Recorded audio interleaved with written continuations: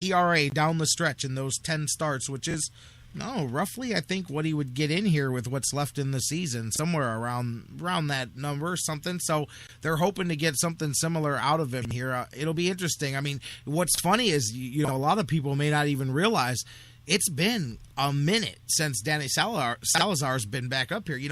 With the baseball season, stuff's always happening every day, and so sometimes things happen further back than your memory. You go, oh yeah, Salazar, he's down for a couple of weeks. He's been down for a couple of months now. He's been down. May 15th was the last Major League appearance by Salazar, and that was when he got hit for 2 runs in 4 innings when they dropped that one to Toronto back on May 15th and ended up down in Columbus. He's been down at AAA since that point in time.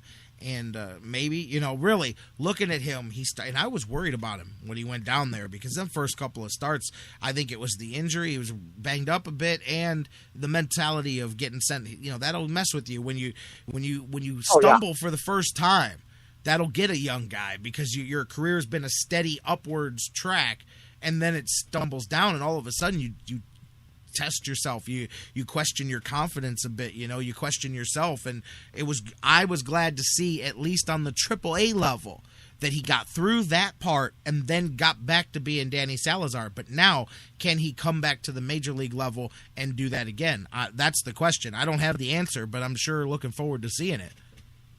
That's right. It would really be great if he could come back to that level. And the one person we haven't mentioned yet is Trevor Bauer. And I think that it was a really good vote of confidence for Terry Francona to have him pitch the last game before the All-Star break and then right into the first game after the All-Star break. That really showed a lot of confidence, and he responded very, very well. So we've been, waiting a long time for Trevor Bauer to really come through, and, if he can kind of keep it up, he could be a good, solid starter for the rest of the year, which is really, really what we need out of him because this rotation's got to come together down the stretch, and I hope that Salazar and Bauer can be a part of it. And, of course, if Kluber can keep it going, too, that would really be even better. And you mentioned Masterson. I think I want to end things there before I let you go. The latest update, we've got another rehab start coming for Justin Masterson. Some people thought that perhaps he may be, because remember, they've got the spot coming up on Friday where they've got to make their next decision, and they've gotten a chance here over 6 games to see everybody. So I think that they'll have a good sample of work here to decide how they're going to shake things out. Some people thought Masterson may be able to bounce back and be ready by then.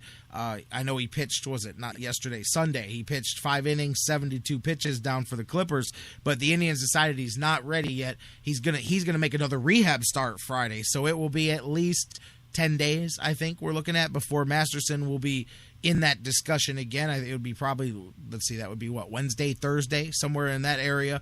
So, continued with the rehab. And I'm with that because when I heard that he made 1 rehab start, I think Dan Wismar and I were talking about this yesterday and he was coming up. I'm like, man, that sounds a lot to me like taking 2 days off and jumping back out there. Let's stop screwing around. I'd rather the guy take a month off and come back ready to go straight through until the finish line than keep doing this, take a few days off and fix it and then come back and it's not exactly fixed, Rip the scab off, get the thing done, and if we can get him back, because we need something out of Justin Masterson down the run here. I feel exactly the same way. I would really not want to rush Masterson back so that when he finally does come back, he could hopefully be at the level he was supposed to be. Because we have a situation coming up where we could have the way Ubaldo was last year, where the objectives of the Indians and the objectives of the individual are right in line, and they need a super strong performance down the stretch. And if Masterson can be that same guy, even if, unfortunately, we have to eventually kiss him goodbye, I don't think we would mind if he got us to the playoffs again, the way Ubaldo helped us do. I mean, we would give him a fond farewell, but, if we could get that kind of great performance down the stretch, I'm willing to wait a week or two if we get that really good Justin Masterson back, and maybe he can finally make up all these millions that he has seemingly lost over this last season, the millions that he sort of seems to have left on the table.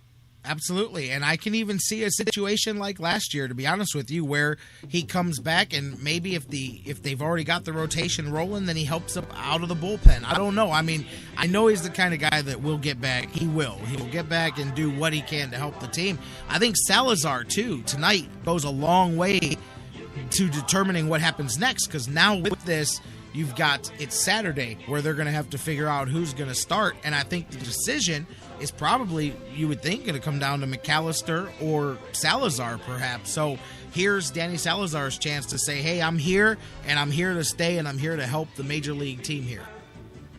Well, the good news is this team has been stocking up on arms, so there's a lot of possibilities so that, even if one guy doesn't work out, somebody else will. And that shows how well they've built the depth of the pitching throughout this organization. So hopefully that's going to pay some dividends.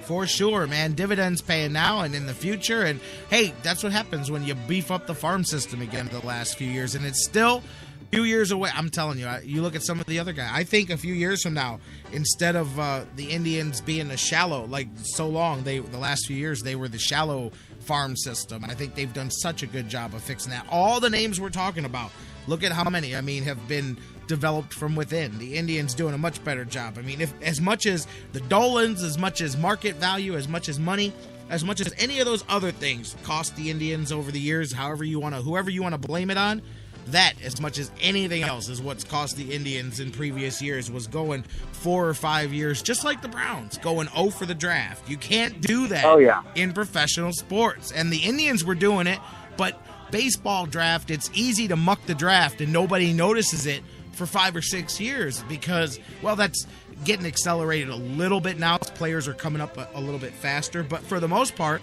there is no big 24-hour ESPN coverage of the baseball draft. You know what I mean? Right. Like, nobody even knows who these kids are. So they get to go under the radar with the draft. And it's not until you've blown 3 or 4 or 5 drafts in a row that your boss can go, man, you got to go. You're mucking this whole thing up. And by that point, 3, 4, 5 years of bad drafting leads to 4, 5, 6, 7 years of mediocre major league talent and having to spend on the free agent level. And when you don't spend, then you get what we've seen, teams that just max out at a certain level. And luckily, that's been fixed. I'm telling you, best thing the Indians did was get that farm system reorganized, get the scouts reorganized, get their focus back on the farm system. And we're beginning to see the benefits.